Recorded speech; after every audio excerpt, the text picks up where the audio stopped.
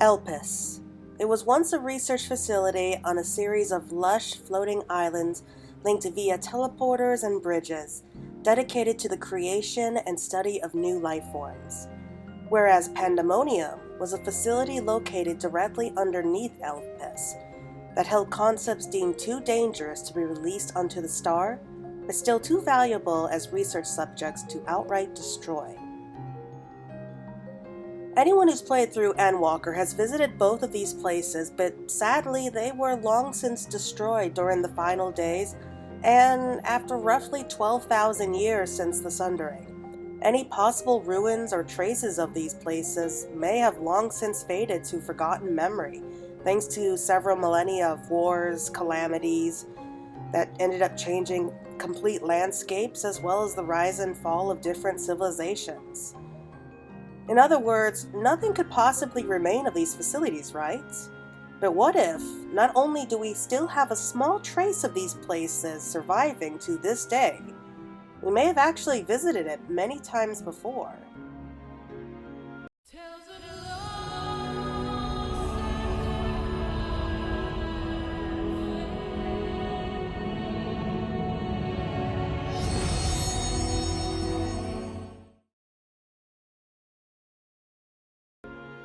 Welcome and well met, all my fellow warriors of light, and thank you for joining me as we talk about more of what's going on in the world of 14. If my opening didn't tell you what today's topic is going to be, then nothing ever will. Now, this is just a theory that I came up with on my lonesome after trying to get over being sick. Doing much better now, in case you were wondering, thank you for asking.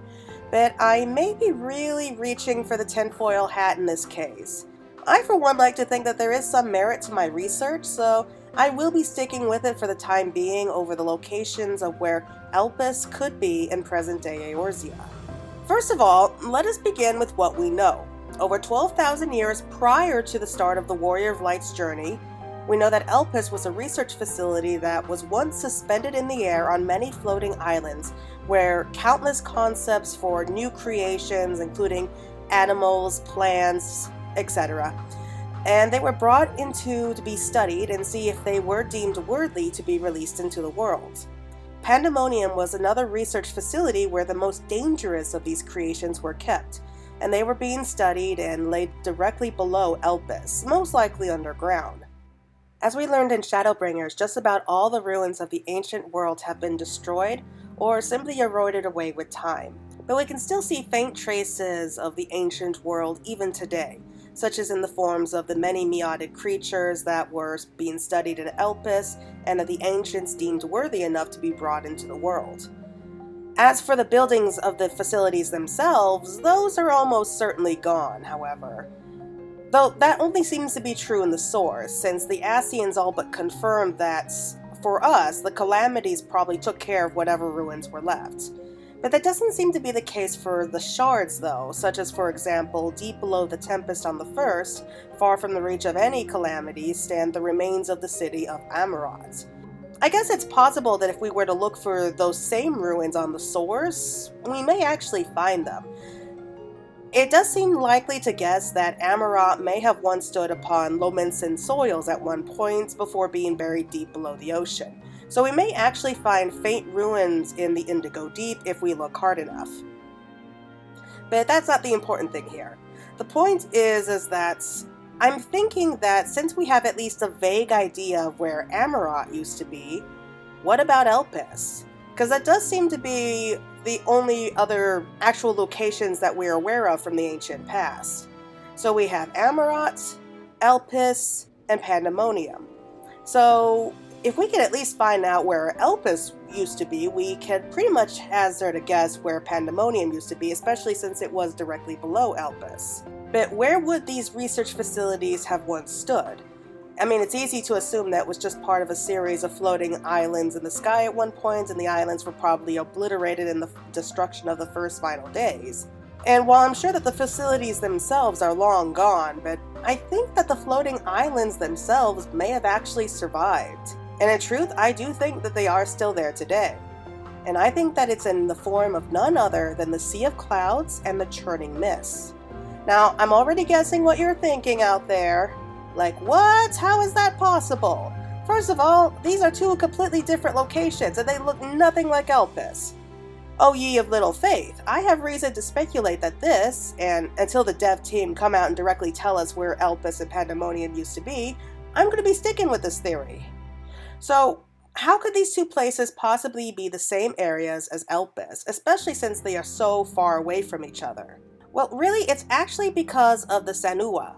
In case you're not aware, the Sanua is the flying serpents that we sometimes see scattered about the Sea of Clouds. During the main scenario of Endwalker, we end up helping one of these creatures learn to fly, or rather MXL helps teach it to fly, but the moment that I saw it, I immediately thought of the Vanu tribe, and how the Sanua were native to the Sea of Clouds. Now, the ancients were keeping a handful of these creatures and raising them to study generations of them and see how they could thrive in the world. And it seems that they either were judged worthy to be released into the world at one point, or maybe the final days interrupted the researchers' study, and the Sauna may have been able to grow and thrive in the lands that they were used to being in after the Sundering, when there were no more researchers. So, why were they found in the Sea of Clouds then? Well, that leads me to wondering just how many floating islands are there in this world? Why would some of them be floating at all if not through the use of wind crystals or currents? I mean, the ancients certainly seem to have a way of making islands float well before the time of Alag and creating Azus Law. Many would argue that the Sea of Clouds and the Churning Mist don't look a thing like Elpis' islands, and yes, that is true in a lot of cases since they're also broken up. Well, I think that the answer is quite simple, and that's the one solid lands of Elpis were broken up long ago due to the first umbral calamity, which took place around 2,000 to 3,000 years after the Sundering. The Calamity of Wind marked the beginning of modern history on the Source, which heralded in the first umbral era. While scholars once debated on the elemental aspect of this calamity, the coming of the sixth umbral era allowed scholars to determine that the first umbral calamity was one of wind, possibly in the forms of terrible hurricanes, tempests, or tornadoes.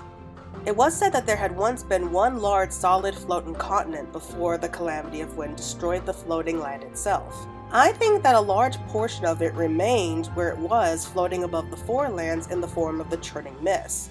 But the winds could have very easily have carried large portions of those islands off with them.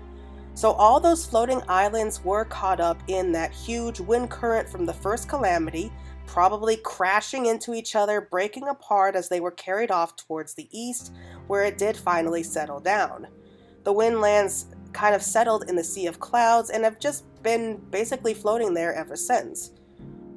That would explain why the lands themselves are so cracked and broken up and all still look like they were once part of one whole.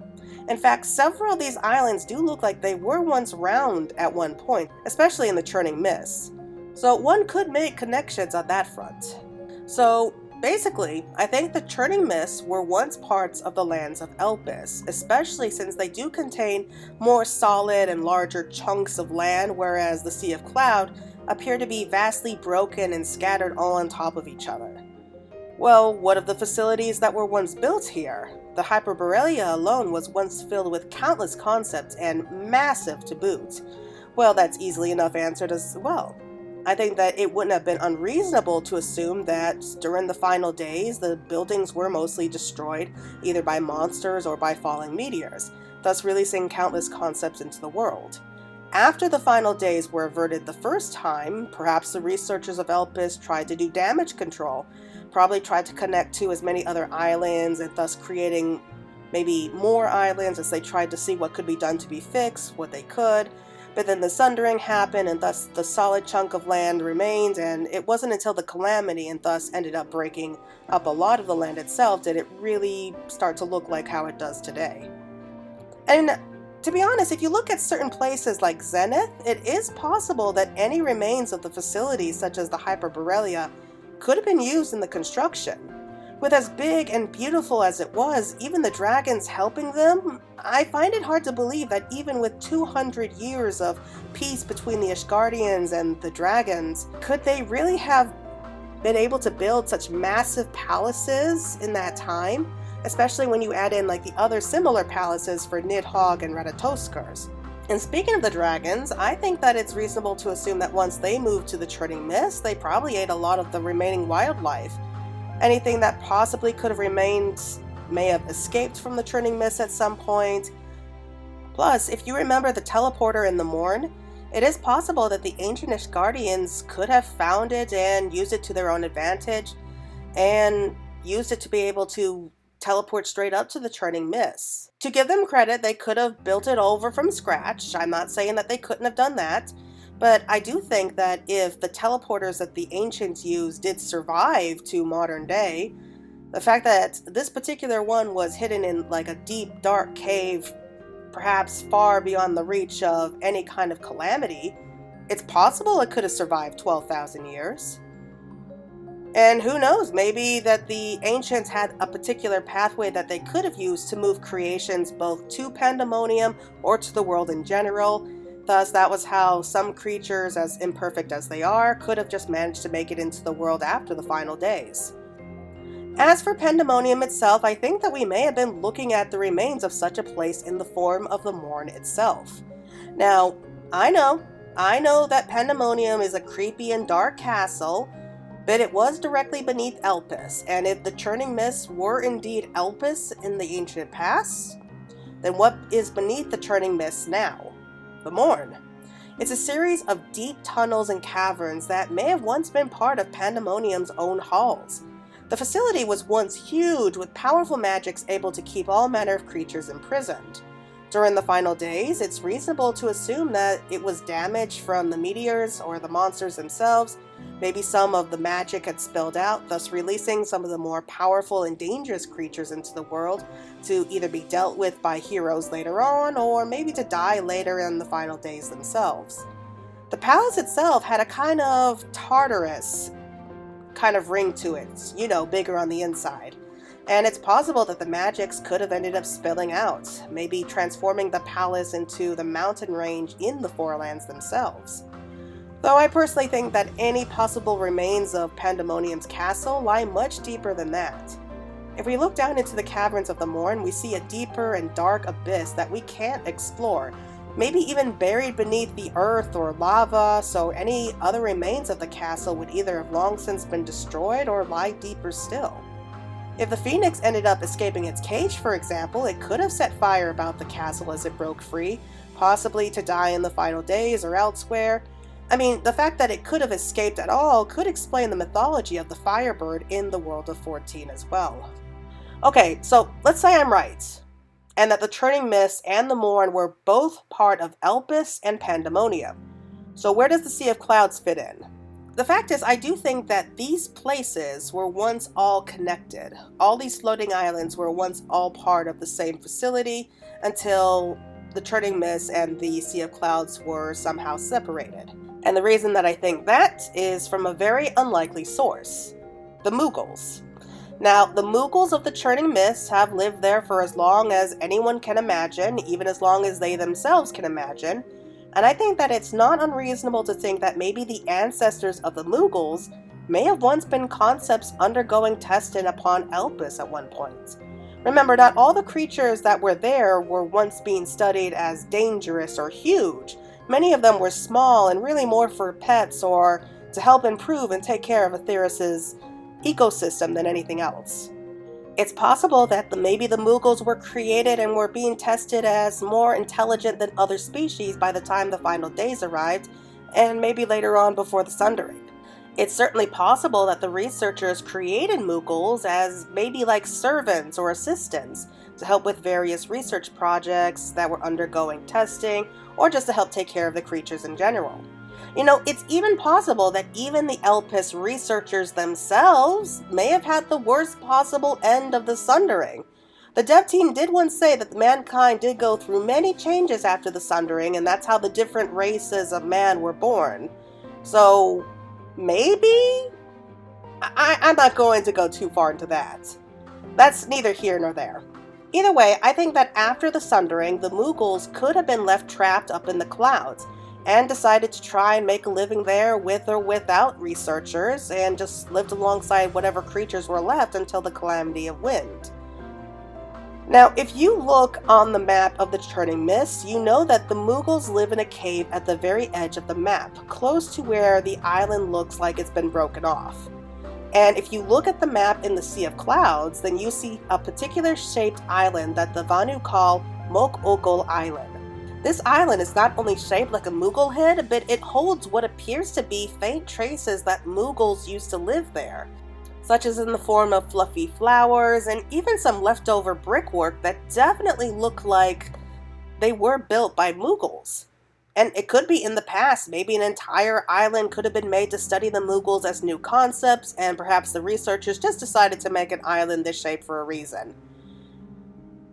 After the Mughals were left on their own after the Sundering, as researchers or not, but they were able to grow and evolve on their own into more intelligent beings. But then the calamity of wind happens, so it's possible the windstorms could have cracked the lands at this point and carried off most of the islands on their current to their new location in the Sea of Clouds. All the lands may have been crashing into each other on the currents, breaking off, mixing together, eventually leading to how they look today. I think that most of the Mughal tribe could have been left safe and huddled in their cave back in the Churning Mist, while those remaining outside weren't so lucky and were carried off on the winds until it settled in the Sea of Clouds. Another point to back up my theory is in the form of the tale of Good King Moglin XII, which seems to allude to the events of the calamity, telling of a time where the skies were once home to all Mughals before it became embroiled in a battle between the gods. And then Good King Moglin XII helped his brethren flee to the safety of the lands beneath the clouds, though he was forced to remain behind.